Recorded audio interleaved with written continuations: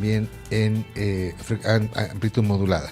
Estamos ya junto a Javier Iturralde, empresario y liberal, y además con Carola Antesana, activista, comunicadora y también liberal. Javier, Carola, bienvenidos. Cayo, yo la conozco por Cayo a Carola, así que te voy a decir Cayo. Buen día, Arcelito, buen día, mil gracias por la invitación a este programa, Síganme los Buenos. Para empezar, me parece súper original el nombre. Me encanta poder compartir con ustedes un espacio donde vamos a poder debatir, intercambiar ideas, y sobre todo que la gente conozca un poco lo que es el liberalismo. Eso. Javier. Bueno, buenos días, muchísimas gracias por la invitación, un gusto estar aquí y presto pues para todas las consultas que se tengan. Ya que hablando, ¿no? Ya que mencionó Carola, bueno, Gabriela Arce, me presento. ¿Qué es el liberalismo? ¿Qué entendemos? Si nos pueden explicar, por favor, en facilito, que es algo que nos caracteriza muchísimo porque nos ve mucha gente y especialmente los jóvenes también. El liberalismo es una filosofía y una doctrina política económica que va en defensa, digamos, sobre todo a las libertades individuales, a la libertad de mercado, que defiende la vida, la libertad de la propiedad privada, basado en los principios de no agresión, ¿no? Entonces siempre vamos en defensa de la vida y lo que queremos es un estado mínimo. Hay diferentes corrientes dentro del liberalismo, pero ese es el liberalismo en general, y una de las definiciones más interesantes sobre el liberalismo es la que da René Venegas Lynch, en realidad, que es uno de los precursores, impulsores del liberalismo en Argentina, que ha sido base y pilar fundamental de la presencia de Javier Milei. Es el respeto restricto del proyecto de vida del individuo, basados en el principio de no agresión, en defensa a la vida, a la libertad y a la propiedad privada, ¿no? Bien, pero de hecho el liberalismo, el neoliberalismo, como lo plantean los neoliberales, la derecha, así plantea, digamos, desde hace más de 15 años ya, cuando Evo Morales entró al gobierno. Obviamente la derecha, los neoliberales, eran como mala palabra, ¿no? Javier, ¿cómo ves esta situación? ¿Hay un error en concepto? Porque obviamente la idea es explicar un poco y que la gente que vaya a ver un poco lo que está decidiendo su voto en este momento, vea las opciones y analice, pero analice el tema desde el fondo, digamos, ¿no? Desde la base, desde un modelo, digamos. Claro que sí. El liberalismo tiene como base el libre mercado. Cuando nosotros hacemos el análisis de la época neoliberal, que se le llama aquí en Bolivia, es una época en la que se tenía privilegios para ciertas empresas. Solamente cuando se abre o se hace el tema de la capitalización se da monopolio, se pasa de un monopolio estatal a un monopolio privado. Entonces eso no es liberalismo, eso no es libre mercado. A partir de ahí empieza a abrirse el mercado, pero se hace después un oligopolio. Por ejemplo, el tema de las telecomunicaciones solamente se deja entrar un par de empresas más. Aquí no tenemos empresas de otros países, no dejan y no permiten entrar. Entonces eso no es liberalismo. Entonces cuando se llama de neoliberalismo es evidentemente porque se ha hecho algunas reformas que son liberales, ¿no? Que estamos hablando de 21060 y otra serie de elementos que nos han permitido obviamente estabilizar el país en su momento y empezar a generar un crecimiento. Sin embargo, el hecho de que se hayan hecho algunas reformas liberales no es liberalismo, por eso le han llamado neoliberalismo también, y el neoliberalismo tiene también como base su palabra en ya épocas en las que a los socialdemócratas les llamaba neoliberales, ¿no? Entonces aquí la gente tiene que entender que el liberalismo no es mercado libre. ¿Qué significa mercado libre? Que cualquiera puede entrar a competir. En cambio en los 90 solamente unos cuantos podían entrar a competir, y lo mismo pasa ahora. El Estado es el que decide quién puede entrar a competir y quién no, quién puede hacer empresa y quién no. Yo lo estoy viviendo de manera directa, ¿no? Entonces hay muchas maneras, digamos, de concebir el liberalismo, pero siempre es con el tema del individuo, de la libertad y de la capacidad de poder entrar, obviamente, como individuo a competir y a trabajar en un espacio sin tener esas restricciones que normalmente da el Estado actualmente. Peor ahora que cuando se dio en los 90s, que se generó un oligopolio, ¿no? Un poquito para aclarar, ¿qué modelo de Estado tiene hoy Bolivia? Para que la gente entienda, en facilito también, cualquiera de los dos. Ahorita estamos en un estado, en un estado totalmente socialista, en un estado totalmente controlado, lleno de regulaciones, ¿no? Es básicamente un capitalismo de estado, ¿no? Todo lo que nosotros tenemos son empresas estatales por todo lado. Entonces, estas empresas estatales tienen un monopolio directo, y si no tienen un monopolio, tienen una subvención del Estado que no permite al resto competir, ¿no? Entonces, por eso hay muchas empresas que van quebrando cuando se abren estas otras empresas estatales, ¿no? Entonces, eso es bien importante tomar. Y la base para este modelo económico, por supuesto, es el socialismo, porque el socialismo lo que plantea es que el Estado o el proletariado, que básicamente es el Estado en este caso, ¿no?, sea el que controle la economía del país. Entonces, cuando nosotros vemos el modelo actual, el Estado tiene el control, y cuando vemos el índice de libertad del país, nosotros tenemos que Bolivia, por ejemplo, basa su economía casi en un 60% con el Estado. Entonces, cuando uno ve los países más libres, que tanto dicen que son socialistas, Suecia, Noruega, etcétera, etcétera, solo el 20% de la economía está con el Estado. En cambio, Bolivia tiene casi 60% de su Producto Interno Bruto directamente relacionado con el Estado. Carola, ¿cuáles serían los pros y los contras que nos podrías mencionar tú sobre el liberalismo como forma de gobierno? Bueno, no te podría decir ningún contra, ¿no? Porque yo soy paleolibertaria, soy mucho más radical, ¿no? El paleolibertarismo. Paleolibertaria. Sí, paleolibertaria es un término que se ha acuñado recién en los años 90 por Milton Friedman, que es uno de los impulsores de la Escuela Austriaca de Economía, era un economista, y él trató de unir el libertario, que es el que no cree casi en el Estado, cree en la intervención casi mínima del Estado, pero fundamentada en los valores morales, las creencias y las tradiciones, ¿no?, en defensa de la familia. Entonces, como paleolibertaria, pienso que no tiene ninguna arista negativa. Creo que la salida a la prosperidad de todos los países definitivamente es el liberalismo, por algo básico y fundamental, porque defiende la libertad del individuo, la libertad a crear empresas, la libertad a decidir, la libertad de opinión, la libertad de expresión, siempre y cuando no agredas a un tercero, ¿no? Porque muchos nos dicen, no, los liberales pueden hacer todo lo que les da la gana según la filosofía liberal. No, claro. O sea, por eso estamos basados en la ética, en la moral, en las creencias, en las tradiciones, en las costumbres. Todo como en línea, ¿no? Claro, exactamente, ¿no? Entonces, pienso que un modelo liberal daría una prosperidad al individuo, porque además, ¿qué hace el liberalismo? El liberalismo te devuelve el poder, ¿no? Como dice Javier, ahorita nos vivimos en un sistema completamente intervencionista. El Estado decide por ti qué debes y qué tienes que hacer. No te da la libertad de que tú puedas, digamos, emprender. Te pone una serie de reglas, de regulaciones que hoy vemos. Si ustedes se van dando cuenta, van caminando en el Prado, en la zona sur, en Sopocachi, Miraflores, son tiendas y tiendas que ya no están, ¿no? Entonces, y eso es porque está basado en un modelo socialista donde la intervención, los altos índices de tributación hacen que las empresas quiebren. Entonces, como liberal que soy y como defensora de la libertad y sobre todo al libre mercado, a la libertad individual, creo que el liberalismo sería lo mejor que nos podría llegar a Bolivia, porque vamos a ver ese cambio de paradigma. Lamentablemente en Bolivia estamos hace 100 años regidos por un programa que muchos llaman así, ¿no? Pero han sido el gobierno, como tú dices, neoliberales. No existen nuevas libertades. O sea, hay que ponerlo claro, es liberalismo, ¿no?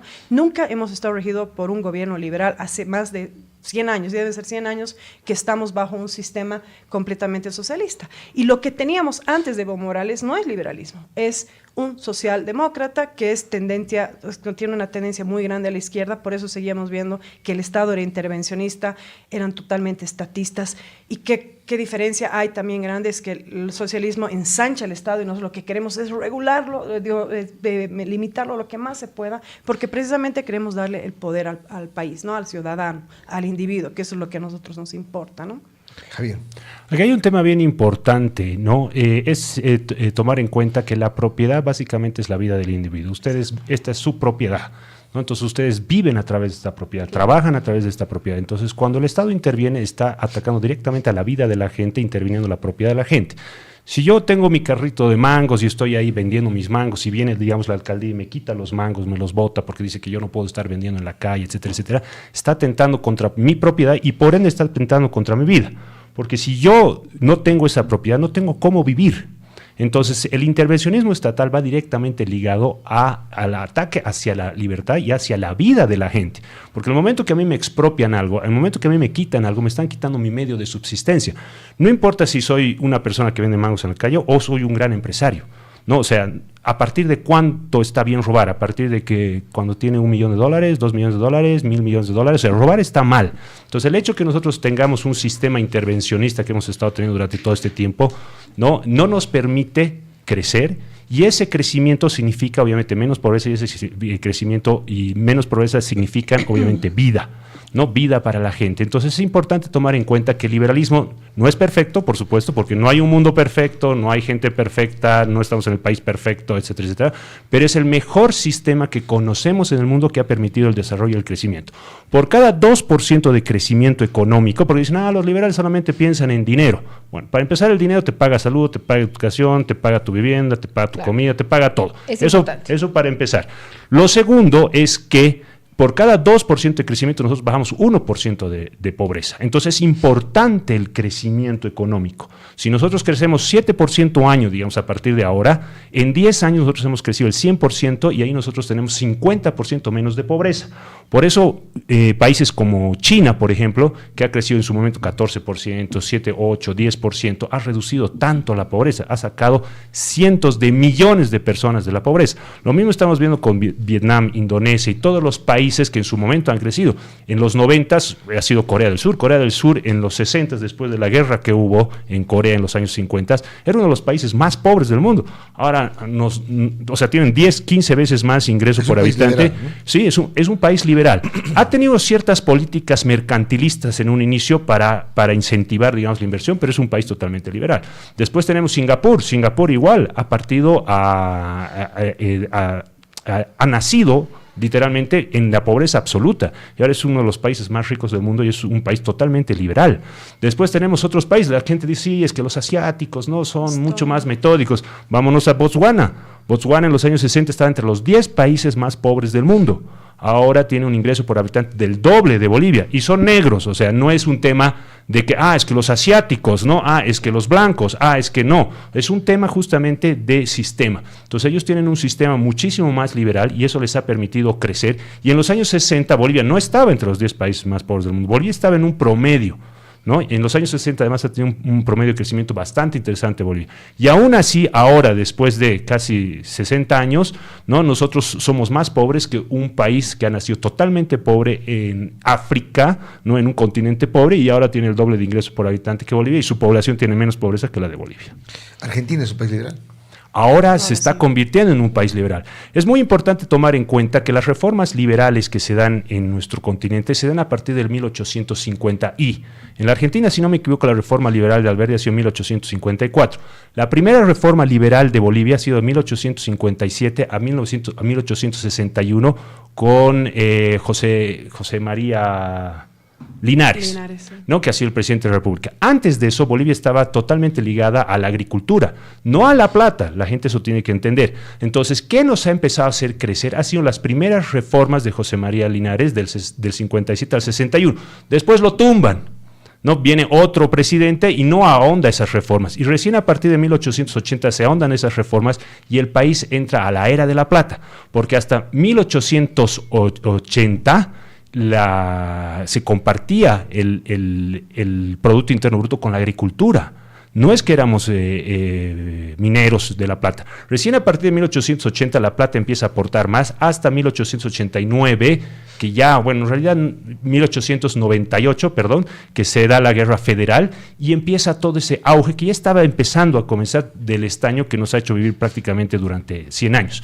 Pero lo importante que hay que tomar aquí es que sí, ha habido liberalismo, ahora no hay liberalismo. En esas épocas la minería, por ejemplo, pagaba 5%, ahora están pagando 40, 50, 60% al Estado, y el Estado lo único que hace es despilfarrar.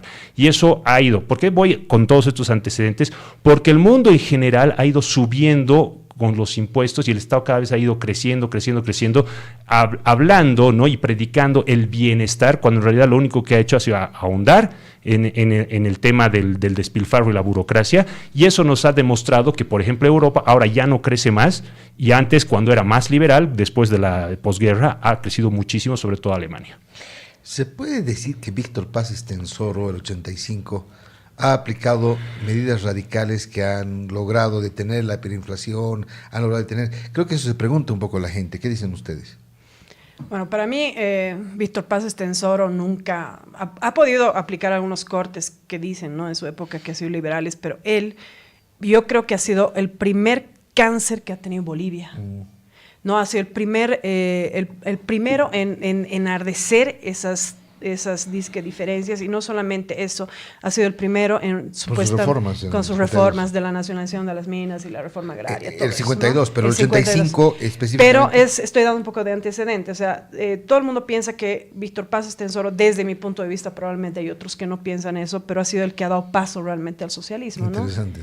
O sea, es la persona que, si tú lo pones en el contexto, era un Evo Morales primero, ¿no? Ha empezado a ensanchar el Estado, ha empezado a generar ese divisionismo, hasta que llegamos al año 85, donde ha tenido medidas, digamos, que han sido liberales, que nadie lo niega, pero sí ha seguido con algo que nosotros los liberales siempre criticamos, que es el intervencionismo y el estatismo, ¿no?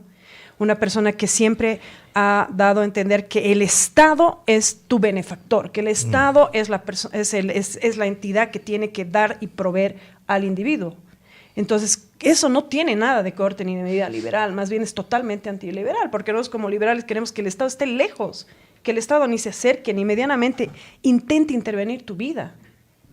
Ese es el gran problema, que ahorita mucha gente lo liga a Víctor Paz, y a mí realmente eso me saca de contexto, porque Víctor Paz nunca ha sido liberal, ¿no? No sé. Sí, bueno, es bien importante tomar en cuenta que el hecho que se hagan algunas medidas liberales no significa que la persona sea liberal. Exacto. ¿No? Se está, algunos candidatos, igual que tenemos, que son centro o inclusive de izquierda caviar, no están proponiendo reducir el Estado, porque evidentemente tenemos mucho gasto público. Y la única manera de estabilizar la moneda es reduciendo ese gasto. El hecho de que tú tengas una medida de liberal no significa que las personas sean liberales. O sea, hay montonera de otros aspectos en los que nosotros tenemos que trabajar para tener realmente un país liberal, ¿no? Entonces, y acotando lo que decía Carola, por si acaso, para que la gente sepa, del 52 al 59, Bolivia ha decrecido en un promedio menos 2,5%, y ha tenido una inflación de 900%. Eso está en un siglo de economía, no es algo que yo me estoy inventando, son datos fácticos que nos permiten demostrar que lo que se ha hecho en ese momento, lo único que ha hecho ha sido destrozar la economía. Bolivia tenía un ingreso por habitante mayor que Ecuador, mayor que Paraguay, mayor que todo el Centroamérica y el Caribe, y estaba aproximándose a Perú. ¿Por qué nos estamos aproximando a Perú? Porque obviamente estábamos creciendo mucho y muy bien en esa época, ¿no? A pesar de ya que habían ciertos intervencionismos que empezaron en el cambio de la Constitución en 1938. A pesar de eso, igual seguíamos creciendo, porque había ciertas libertades para poder seguir invirtiendo y poder seguir creciendo. ¿Qué pasa con el 52? Se hace la nacionalización de las minas, Bolivia decrece y pasa a tener una economía solamente sobre Haití, y después de eso nunca más nos hemos vuelto a recuperar. Y en ese entonces nosotros no éramos más grandes que Perú, o al igual que Chile, porque nosotros habíamos sido enclaustrados durante 25 años hasta la firma del Tratado de 1904. Entonces, muy importante ponernos en contexto del por qué nosotros también estábamos en ese nivel, que ya era un nivel intermedio, y estábamos yendo a los niveles altos de Sudamérica, ¿no? Porque mucha gente dice, si el liberalismo era tan bueno, ¿por qué éramos más pobres que el resto de los países? Primero, no éramos el más pobre del resto de los países, teníamos un ingreso por habitante también muchísimo mayor al de Brasil. Sin embargo, en todo este contexto hay que analizar el por qué también y de dónde nosotros hemos partido, que ha sido a partir de 1904 que se hace el tratado con Chile, y nuevamente podemos empezar a exportar. Entonces, hay toda una línea, digamos, que hay que hacer el análisis para llegar al 52 y después al 85, ¿no? ¿Cómo se manejaría el tema de las leyes a favor de, evidentemente, la violencia, en contra de la violencia familiar, el tema del aborto, y leyes a favor o que favorezcan a la comunidad, por ejemplo, LGBT? Vamos a ver eso, pero antes de eso quisiera acotar el tema político como político. Perdón, Gavisita. Ahí, por ejemplo, ¿qué gobiernos en Bolivia fueron liberales, no? Estamos hablando que, como les decía, el primer gobierno liberal ha sido de 1857 a 1861. Ha sido el primer gobierno liberal que se hacen las reformas y se permite el ingreso de capitales para reactivar las minas de plata.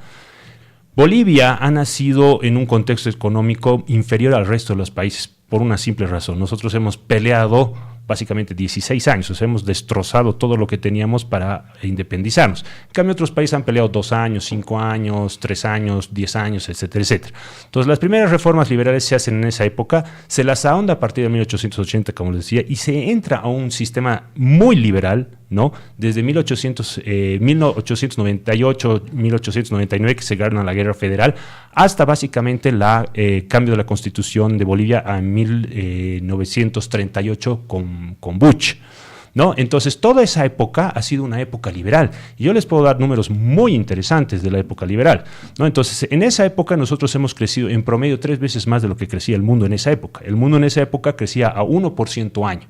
Hay que tomar en cuenta que cada revolución industrial ha acelerado el crecimiento de los países. En cambio, Bolivia ha llegado a crecer hasta 3% año. En esa época, en una época en la que estamos solamente en la segunda revolución industrial. O sea, sería el equivalente ahora, haciendo una analogía, por supuesto, a crecer 7-10%, porque el mundo más o menos crece un 3,5% en promedio anual. Entonces, esos gobiernos liberales han sido muy interesantes. A partir del gobierno liberal también se ha permitido hacer el divorcio. Han sido las primeras reformas educativas, ¿no? Y ya han empezado a verse las primeras reformas en el tema de tierra y territorio. Lamentablemente, ahí sí los gobiernos liberales han cometido un error y no se ha incluido a la ciudadanía, a todos los bolivianos, ¿no? Entonces, ahí había un tema evidentemente racial, que solamente ciertas personas podían ser ciudadanos y tenían acceso a estas libertades, ¿no? Entonces, si se hubiera ampliado la ciudadanía plena a todos, entonces hubiera sido otro tema. En ese aspecto social no ha habido liberalismo, pero sí en el aspecto económico, en esa época ha sido la época que más vetas mineras hemos encontrado, que más exploraciones se han hecho, vetas como Yayagua, como La Salvadora, como Guanuni, que hasta ahora siguen proveyendo al país y que, como ustedes pueden ver, no se han vuelto a descubrir en el largo de estos periodos, salvo algunas excepciones. Entonces, el periodo liberal ha sido básicamente el más intenso de 1899, ¿no? que se gana la Guerra Federal, hasta más o menos 1929, porque viene un crack, y a partir de ahí empiezan a haber todos estos temas de reformas hasta la nueva Constitución de 1938. Antes, querida Carola, me gustaría que nos expliques un poquito lo siguiente. ¿Cómo tú, digamos, podrías o considerarías que Suecia, por ejemplo, Finlandia, son considerados los países más felices y con menos corrupción en el mundo?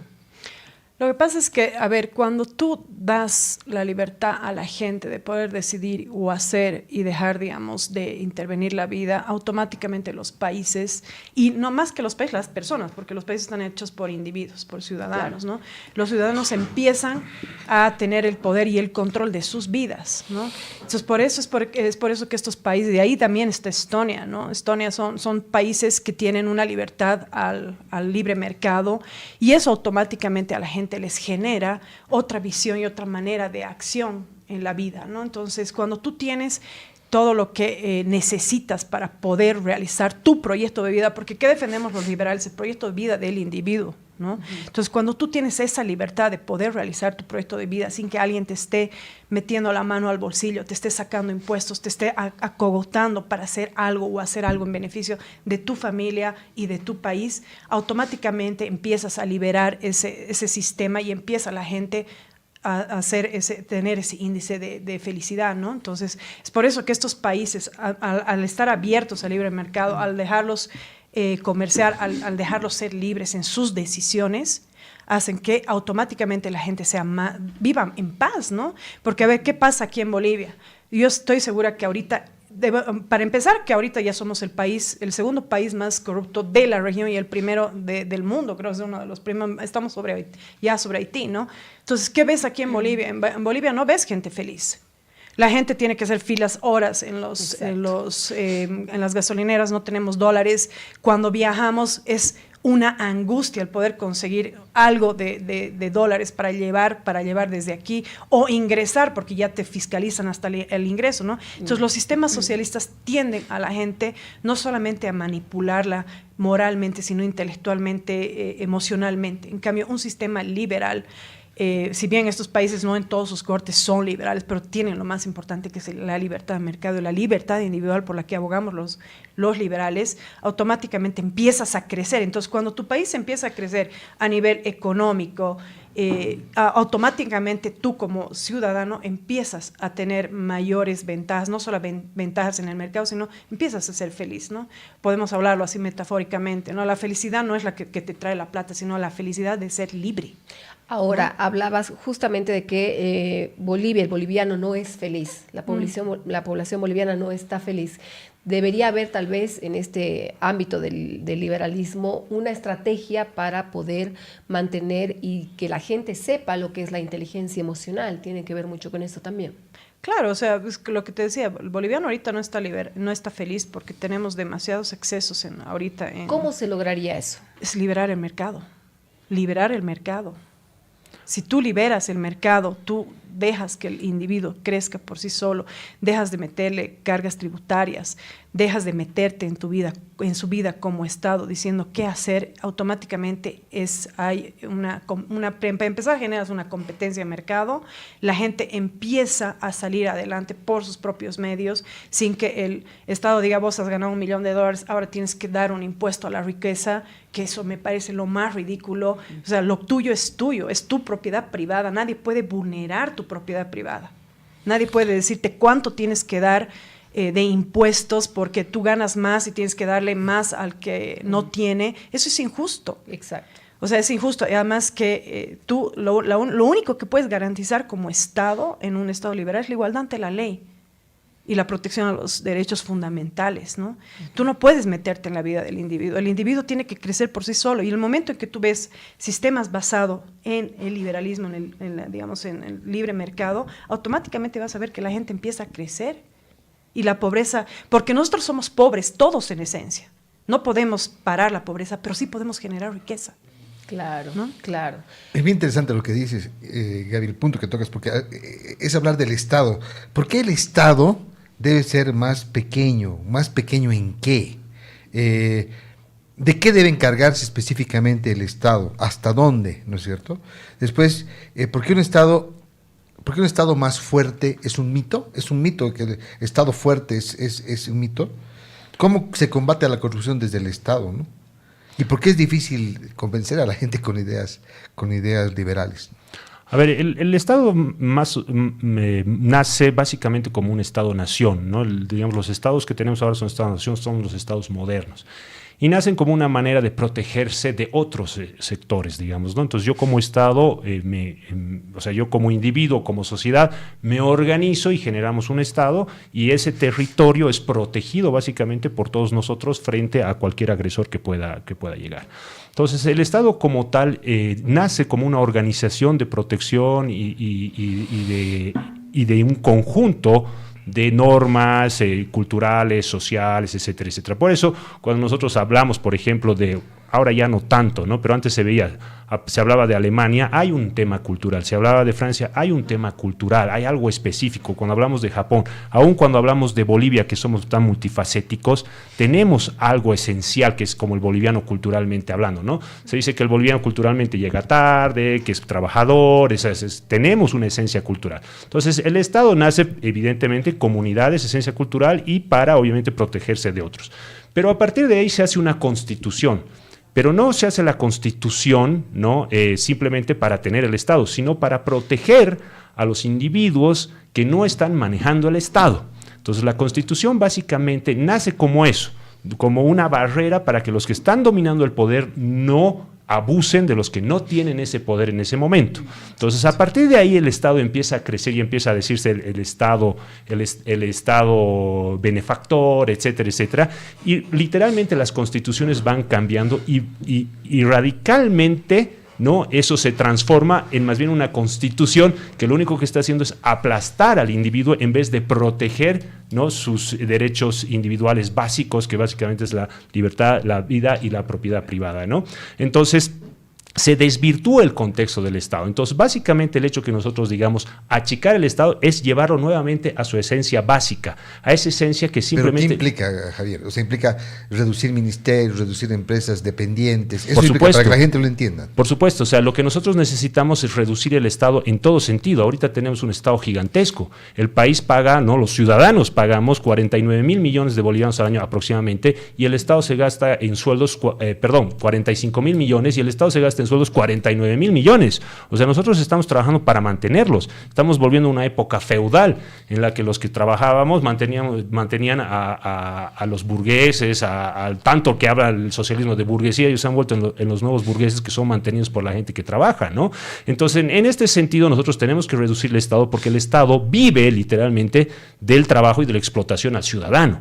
Entonces, cuando nosotros pagamos impuestos, cuando nosotros... A ver, voy a ir por otro lado para que la gente entienda.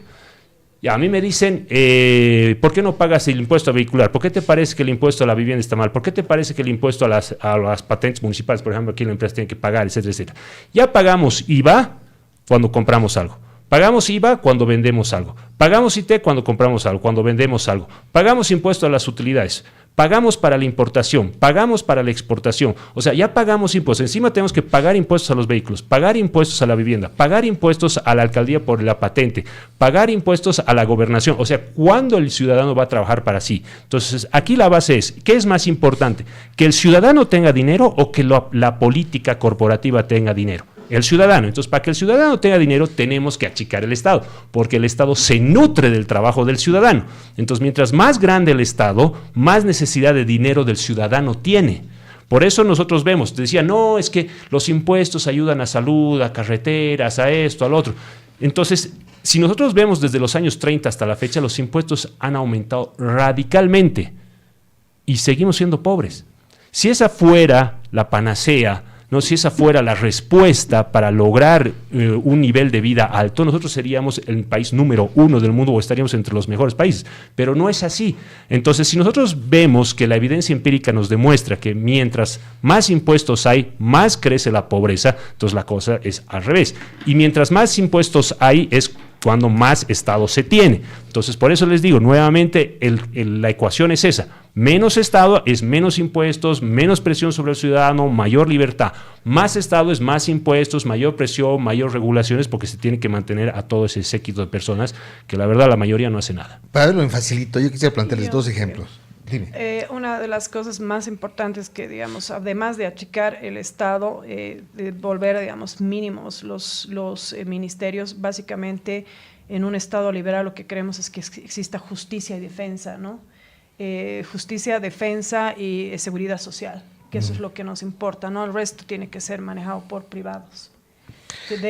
Tiene que ser por privados, porque nosotros hemos visto que, digamos, tienes un presupuesto gigante en salud y en educación, y dime, somos uno de los países por la cola, creo que ya de Haití en tema de salud y en educación, ¿no? Educación, ¿qué ha hecho el Ministerio de Educación por la educación? No ha hecho nada, absolutamente nada. Justamente han creado escuelas donde ni siquiera tienen pupitres, vas a lugares donde hay tremendos hospitales, pero no hay ni las herramientas ni los instrumentos. Entonces, nosotros lo que queremos como liberales, uno de los pilares fundamentales que cualquier liberal tiene que hacer si ingresa al gobierno es fortalecer la justicia, fortalecer la seguridad y fortalecer el tema de la defensa, es obvio, ¿no?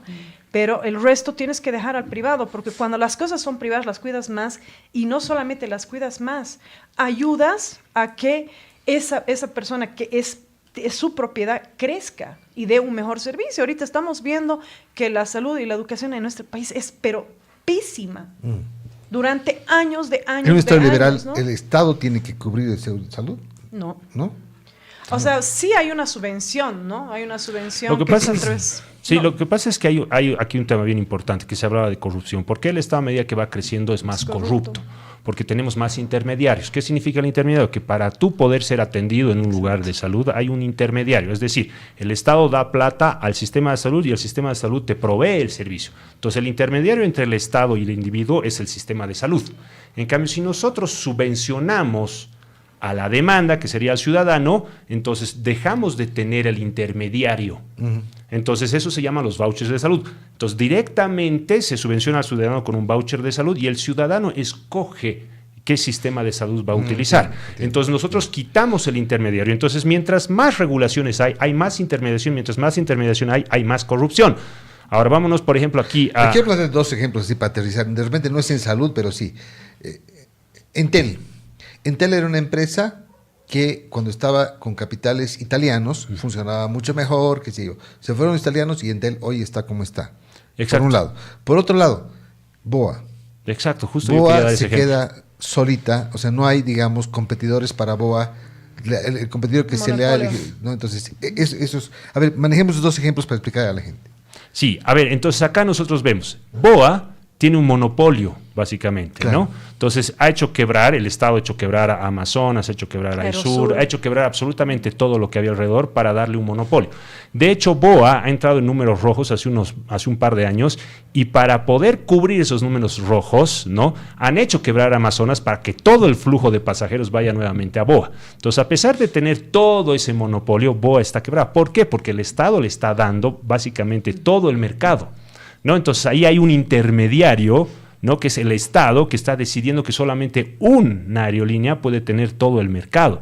Entonces, obviamente, al tener solamente una aerolínea en el mercado, estamos generando un monopolio, estamos generando corrupción, falta de eficiencia, etcétera, etcétera. Porque además, no solamente se le está dando un monopolio, sino que el Estado ha erogado dinero extra por los números rojos que estaba teniendo BOA para que BOA no quiebre, ¿no? Entonces, eso es básicamente un Estado, es ineficiencia, es corrupción, es todo lo que tenemos ahí alrededor. Entonces, el momento que nosotros dejamos de tener ese tipo de empresas estatales, dejamos de tener intermediarios, dejamos de tener esas regulaciones, esa intervención, naturalmente tenemos empresas eficientes. Y esas empresas eficientes tienden a generar capital, el capital crecimiento y el crecimiento trabajo y eliminación de la pobreza. Entonces, es importante tomar en cuenta que el Estado genera esas intermediaciones, que el Estado es la base para los monopolios y el Estado es el que decide quién puede tener riqueza y quién no puede tener riqueza. Y ahí se genera la corrupción. Entonces ahora, por ejemplo, los pilotos, ¿dónde pueden conseguir trabajo? En Bolivia, solamente en el Estado o afuera. Claro. En YPFB, si tú no estás con el partido, ya no tienes trabajo si eres ingeniero petrolero, ¿no? El Estado no te permite. Entonces ahí hay una intermediación directamente del Estado con el individuo para tener empleo. Y ese intermediario dice, bueno, si tú quieres tener este empleo, ¿qué me vas a dar a mí a cambio? Me tienes que dar tus 2 primeros sueldos, tienes que darle al partido 10%, etcétera, etcétera. Cosas que son secretos a voces, tienes que ir a las marchas, etcétera, etcétera. Entonces, el momento que nosotros damos libertad, naturalmente el Estado pierde poder, porque esa gente puede tener empleo en otras aerolíneas, esa gente puede tener empleo en otras petroleras, esa gente no necesita del Estado, no necesita de la intermediación del Estado, en este caso específico, para poder tener empleo, ¿no? Cuando son exactamente las 9:48 de la mañana, pues nosotros estamos en un contacto en vivo y en directo desde los estudios de Radio Monumental con Carola Antezana, comunicadora, y Javier Iturralde, empresario. Para los dos, en el caso de que, ¿cómo ustedes podrían explicarnos que los mejores sistemas de salud y los mejores sistemas de educación en el mundo son públicos? No, eso es falso. Eso es falso. No, nosotros, por ejemplo, tenemos en Suecia, tenemos el voucher. El voucher de educación es lo que les estaba diciendo, se quita la intermediación, ¿no? En Suecia, cuando tú tienes hijos, el Estado te da a ti, digamos, un voucher mensual de 1.500 bolivianos, digamos, ¿no? Okay. Y tú como padre de familia decides a qué colegio llevar a tu hijo. Entonces, en ese sentido, más bien el Estado, si bien está subvencionando al individuo y el individuo está llevando ese voucher a un sistema privado, ¿no? Entonces, en Suecia tú tienes diferentes colegios, ¿no? Tienes educación gratuita, ¿no? Pero gratuita privada, no es pública por si acaso, ¿no? Eso es muy importante. Y ese sistema no solamente lo está utilizando en Suecia, sino en diferentes países que tienen este nivel de educación alto. Entonces, el hecho de que digan que los mejores sistemas de educación son públicos es totalmente falso. De hecho, las mismas universidades, las mejores del mundo, son privadas, no son públicas, ¿no? Entonces, ese cuentito y esa retórica de que hay países socialistas como Noruega, Suecia, etcétera, etcétera, que tienen las mejores educaciones y son públicas, es totalmente falso. Y ya está generando polémica la charla. Mira, Hermín Patiño Fernández dice, en las redes dice, si las empresas estatales son unos elefantes blancos, las restricciones son mínimas del Estado. Además me hablan de Friedman, jejeje, dice, y con la libertad de la ilustración kantiana. ¿En qué planeta viven si Trump está volviendo al proteccionismo soberanista de su imperio? Nos quieren vender pura teoría, dice Hermín. El problema, o sea, a ver, hay que desvincular. Donald Trump utiliza también políticas liberales, pero no es liberal. Él no es liberal, o sea, defiende la vida, la libertad, la propiedad, porque es una de las cosas más fuertes que hay en Estados Unidos. Pero Estados Unidos es un país completamente proteccionista. para mí, o sea, yo tengo muchas críticas. El hecho de que Donald Trump haya asumido no significa que yo sea trumpista tampoco, ¿no? Sí hay cosas que yo defiendo de lo que él dice, ¿no? La lucha contra las agendas globalistas, la lucha a la protección de la privada, como lo hace Estados Unidos, ¿no? Pero es bien importante, la gente piensa que Donald Trump es liberal, ¿no? No es liberal. O sea, él está basado en algunas... Él es republicano, ¿no? Él es un republicano. A mí me gusta Donald Trump, me gusta mucho sus intervenciones. Pienso que ahora en la última temporada se ha equivocado en algunas cosas, porque como buena liberal no soy caudillista, entonces no sigo a las personas por lo que son, sino sigo por sus ideas. Han habido ideas de Donald Trump que para mí sí han sido importantes, ¿no? Y además lo que habla de Milton Friedman, o sea, estamos hablando de los vouchers que han funcionado en Chile y los han sacado los gobiernos socialistas porque han visto que es una manera de controlar a la población. El voucher es lo mejor que puede tener un país, ¿no? Tú eliges dónde quieres llevar a tu hijo, tú eliges en qué lugar que necesitas que te atiendan por temas de salud.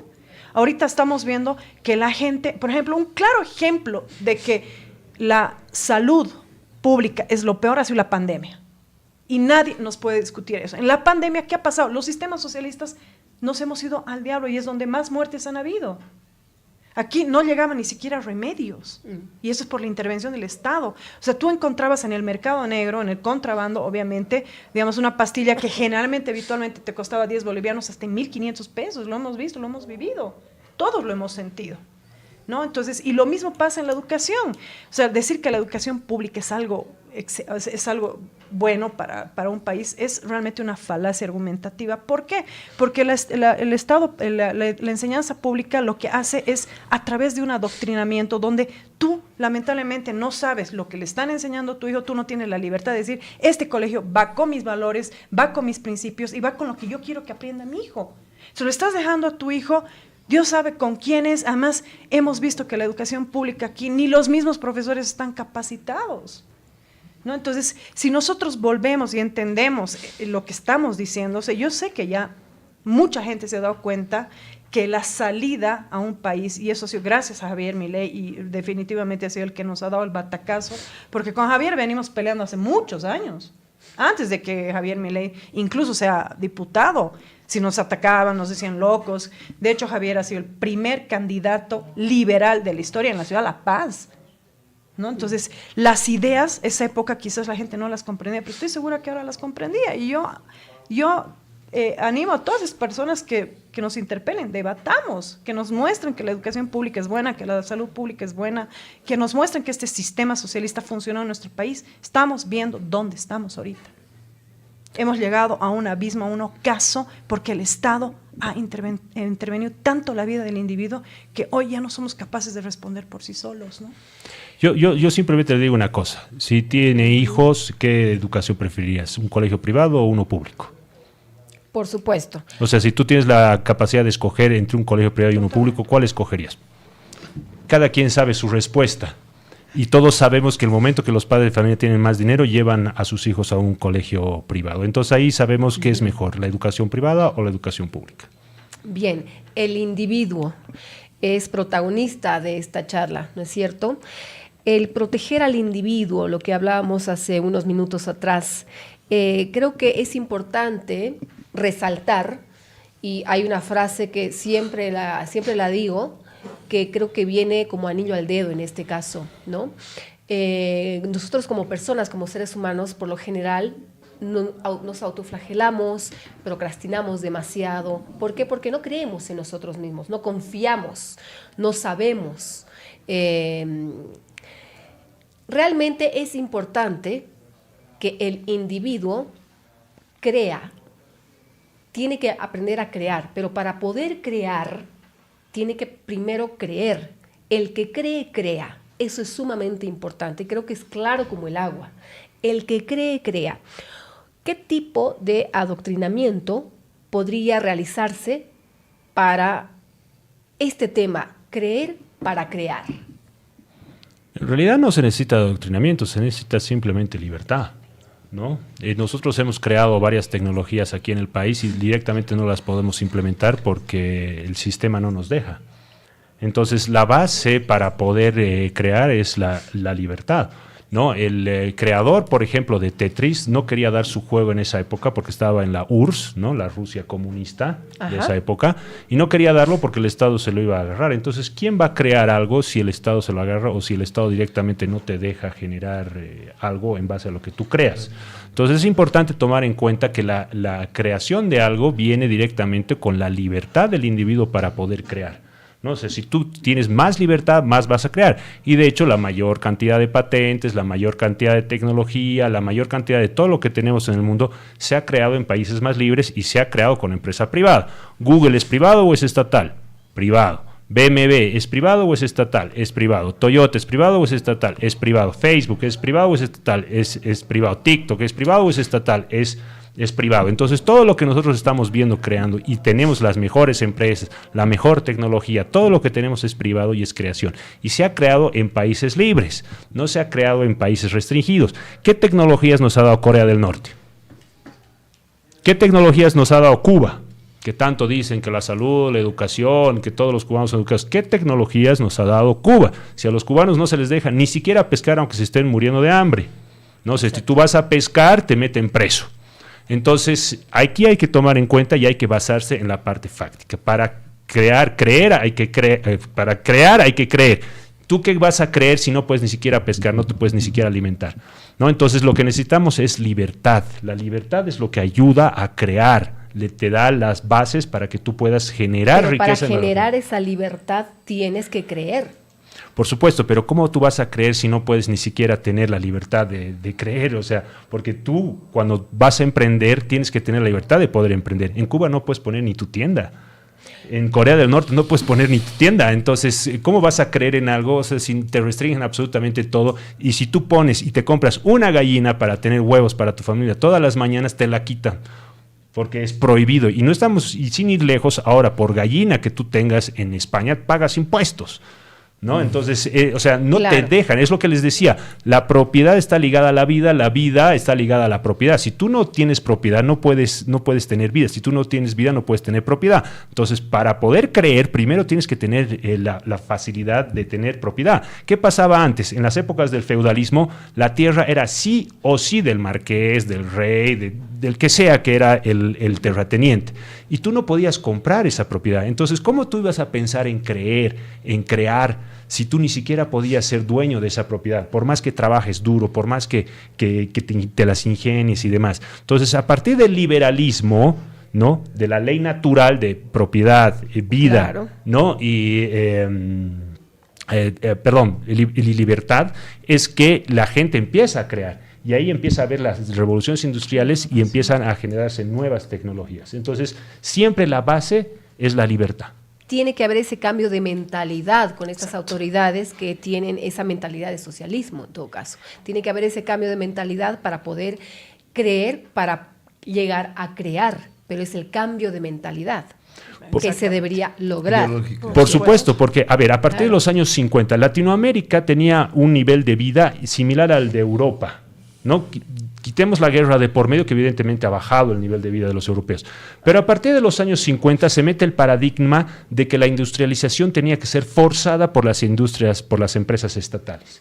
Y a partir de ahí son datos, no me estoy inventando nada. A partir de ahí Europa empieza a crecer más que Latinoamérica y Latinoamérica queda se estanca básicamente en la economía que tenemos ahora.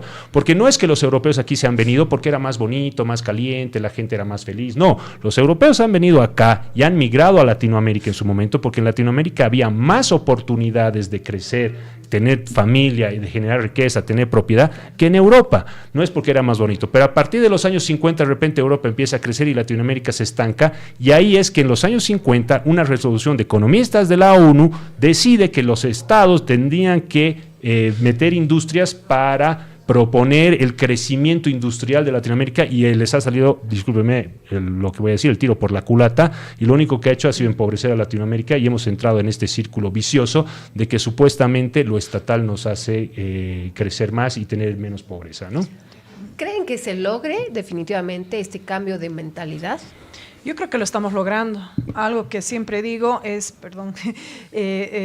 el ciudadano está empezando a dar lo que nosotros llamamos la batalla cultural, ¿no? Estamos empezando a ganar, estamos empezando a cambiar el chip. Y claro ejemplo, hoy podemos ver cómo la gente empezó a volcar su mirada a Jaime Dum, por ejemplo, que está difundiendo las ideas de la libertad en Bolivia, ¿no?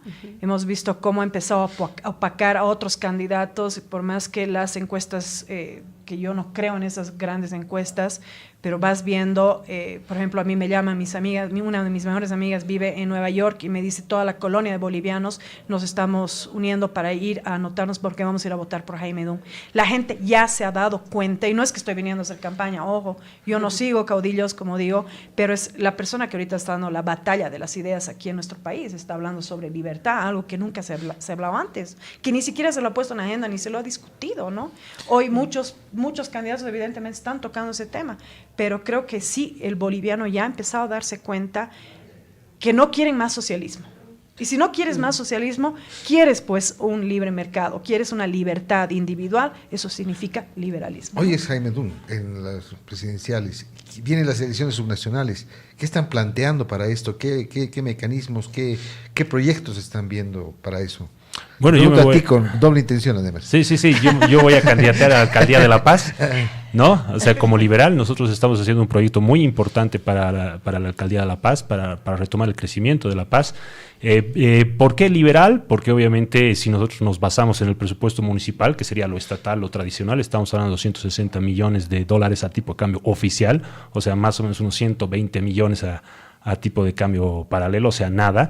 Con eso La Paz va a salir de la pobreza en 120 años, ¿no? Nosotros lo que necesitamos es romper el paradigma y generar políticas que permitan, obviamente, la inversión privada, la inversión del capital acumulado que tiene la gente para mayor crecimiento. La Paz necesita 1.650 millones de dólares para crecer nuevamente, como les decía, 7% año. Ese 7 como ciudad, por si acaso, como departamento más o menos unos 3.500 millones, pero como ciudad 1.600 millones y la alcaldía tiene 260 millones. Entonces, si nosotros no hacemos participar a los privados de este crecimiento, nunca vamos a salir de pobreza, y eso es lo que está pasando en nuestra alcaldía. No solamente es hacer un buen manejo administrativo, sino también generar, ¿no?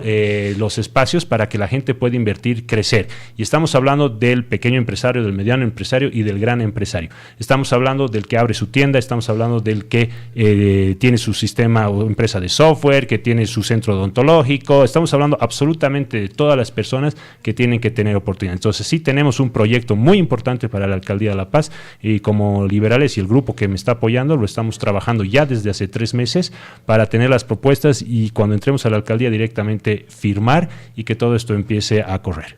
Hay una, perdón, Marce querido, hay una pregunta de Cristian Cruz que dice lo siguiente, Javier. ¿Tuvo alguna conversación con los candidatos presidenciales para poder resolver el tema de combustible en Bolivia? El único que se ha acercado ha sido Jaime Dum. En su momento también me habló un poquito Chi, pero después nadie más, ¿no? Entonces ahí podemos ver quiénes son los que realmente tienen interés, ¿no? Los otros candidatos que se han aproximado a mí se han aproximado y me han pedido que por favor les ayude a ingresar al Alto, porque yo he estado mucho trabajando con gente del Alto. O sea, no les ha importado el proyecto, simplemente les ha importado la política.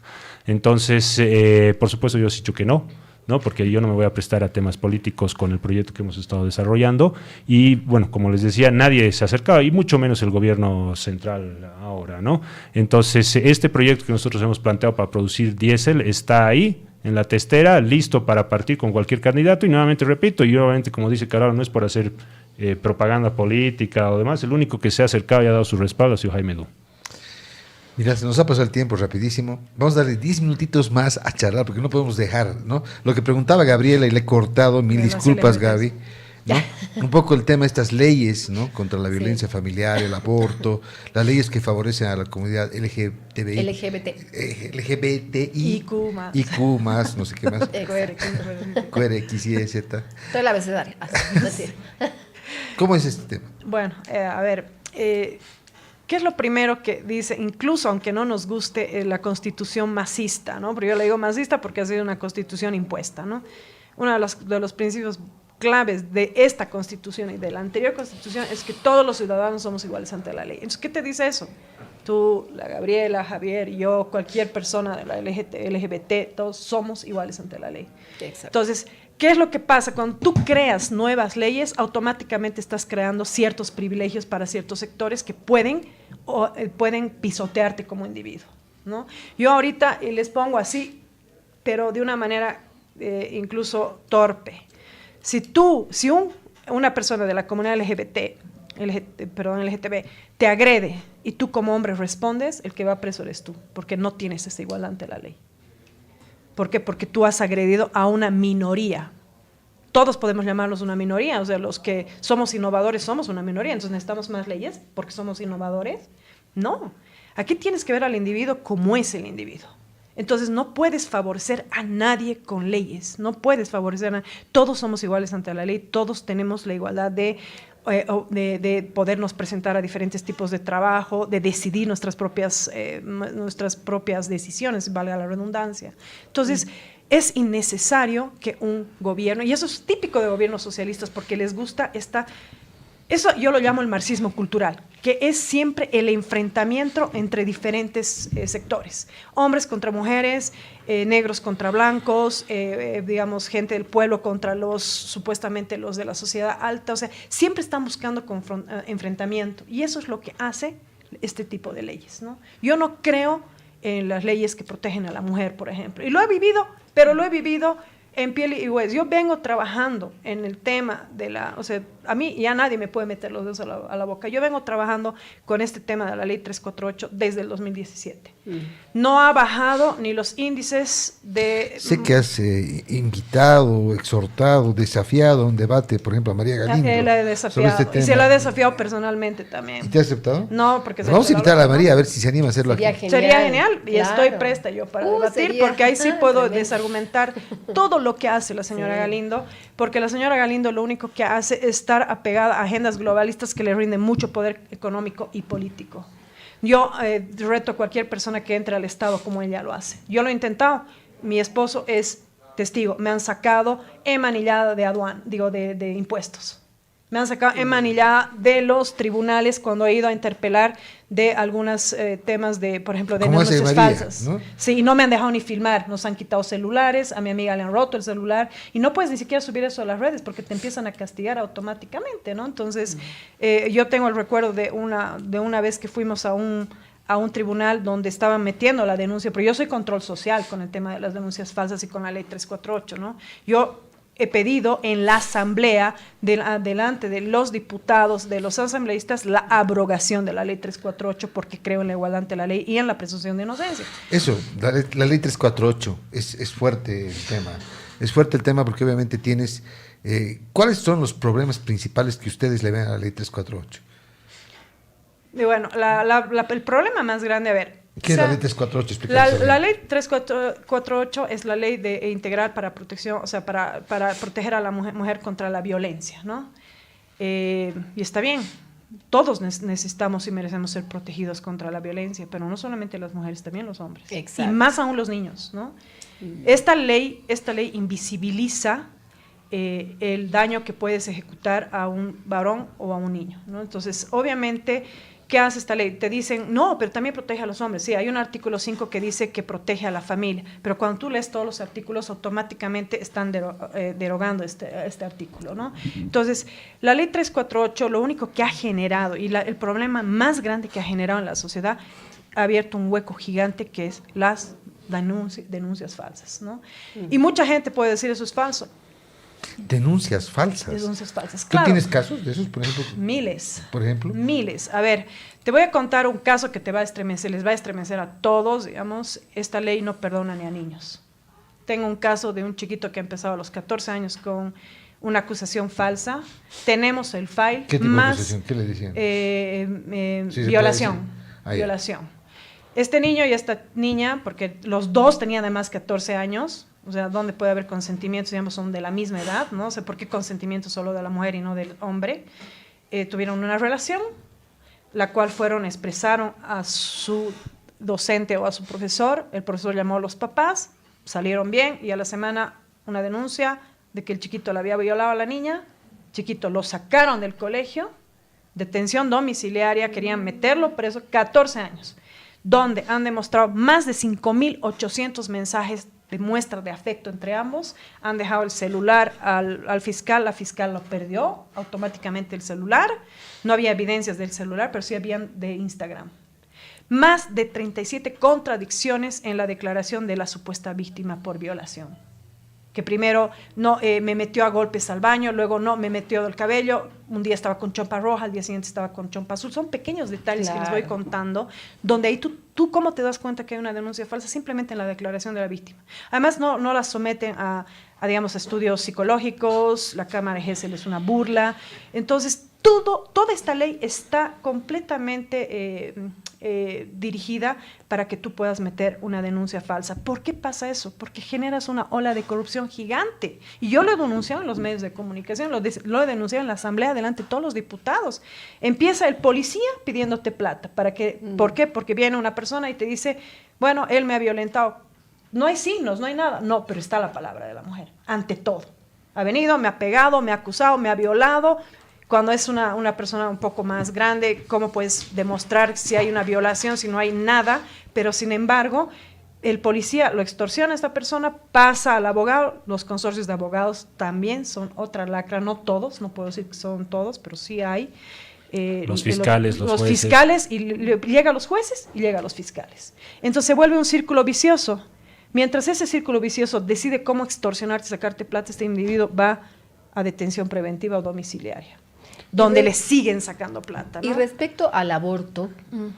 No, aquí hay un tema que yo quería hablar de la ley 348 igual, va en contra de la igualdad ante la ley, va en contra de la presunción de inocencia. Entonces, si tú vienes y me dices que yo te he robado, yo tengo la presunción de inocencia y tú tienes que demostrar que yo te he robado, ¿no? Entonces, en este caso, si tú eres mi pareja sentimental y vienes y dices sí, que yo te he golpeado, yo no tengo presunción de inocencia, directamente me meten preso, ¿no? Entonces eso rompe obviamente con la base de libertades individuales. Que se arma muchas veces este tema de violencia, ¿no? Por supuesto. Y se ha descubierto en Cochabamba, ¿no? Por ejemplo, que un grupo de feministas lo que hacía era convencer a las mujeres de hacer denuncias falsas. De fuego. ¿No? Denuncias falsas, ¿no? A sus compañeros sentimentales, a los padres de sus hijos, etcétera, etcétera, para tener más dinero. Porque ¿qué significa? Que el fiscal iba a tener más plata, que el juez iba a tener plata, los jueces iban a tener más plata, ¿no? Y además que con estas denuncias falsas se puede extorsionar.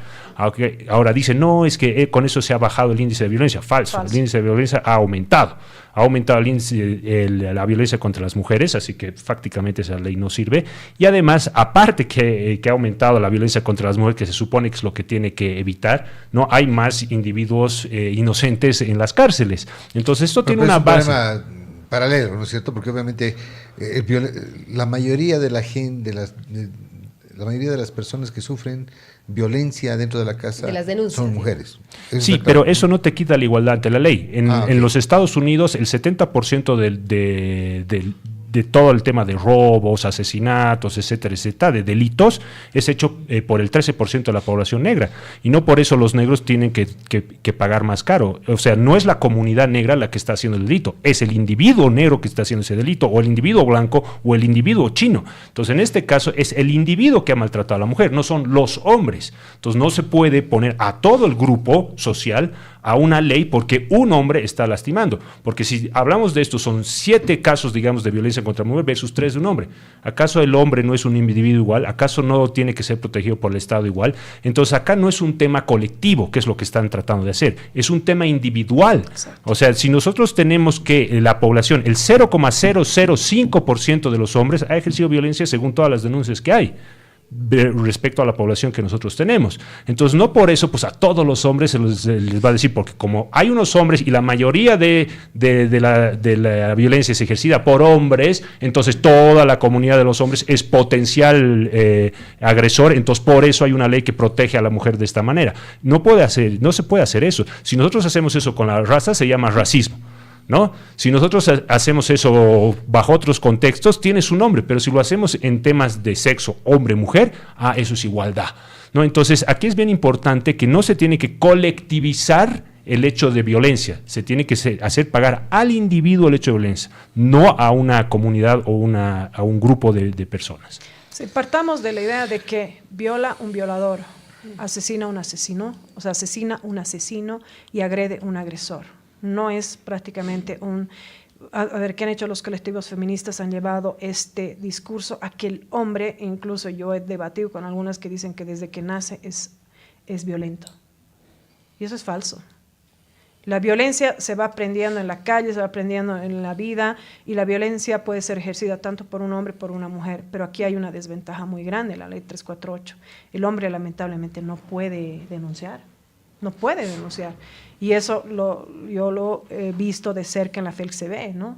Ahí ellos mismos dicen, no aceptan denuncias de hombres, dicen, ha habido un chico que me ha dicho, cuando he ido a denunciar, me han dicho, deja de ser maricón. O sea, incluso con esas palabras los mismos policías. Tiene que haber segunda parte de esto, porque lamentablemente se nos acaba el tiempo. Qué locura. No, definitivamente son ¿La próxima temas semana se animan a venir? Yo la próxima semana estoy de viaje. ¿Cuándo vuelves entonces? La subsiguiente, Ya. sí fue. Bien, nos ha faltado hablar sobre el tema del aborto también, que creo que es un tema que hay que profundizarlo muchísimo, y una ley, ¿no?, que favorezca a la comunidad LGBT.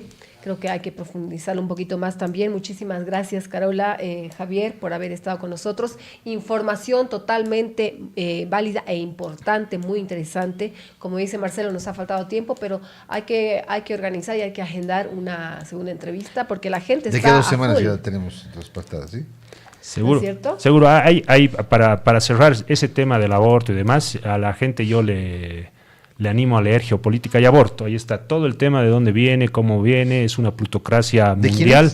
quién Es de Garracino, es un argentino, ahorita no me acuerdo bien el apellido, es Geopolítica y Aborto. Ahí él empieza a tocar todos estos temas, de dónde viene esta agenda y por qué en todos los países es básicamente una calca de todas las leyes de todo lado, ¿no? Aquí hay un tema muy importante que es el Consejo de Población, donde están metidos muchísimas fundaciones, está metida la ONU, está metido UNICEF, está metido la OMS, etcétera, etcétera. O sea, no es un tema solamente nacional, es un tema de una plutocracia mundial que está controlando el mundo, aunque parezca conspiranoico, ¿no?, y televisivo, que está haciendo que todas estas leyes sean metidas en todos los países como el nuestro, ¿no? Para terminar, los que quieran saber más de eso también, vean y descarguen, porque esto es público, el informe Kissinger.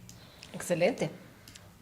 Carola, muchas gracias. Gracias Gracias a ustedes. Y también para acotar Gracias. esto, lean el libro Cómo fabricar una feminista, que también está el tema del aborto, Bien. de Sarah Winter, ¿no? Ahí van a poder leerlo, es un libro bien chiquitito. Agradecidas a ti, Marce, a ti, Gabriela, por este espacio, síganme los buenos, a todos sus seguidores, y bueno, estamos listos para debatir. Nos pueden seguir en nuestras redes también sociales, ¿no?, para lo que necesiten.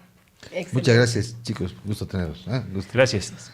Ahora sí, Marce, querido, Vamos a creo un que nos corte. vamos a ir a un corte y vamos a volver con más invitados después del corte. Gracias.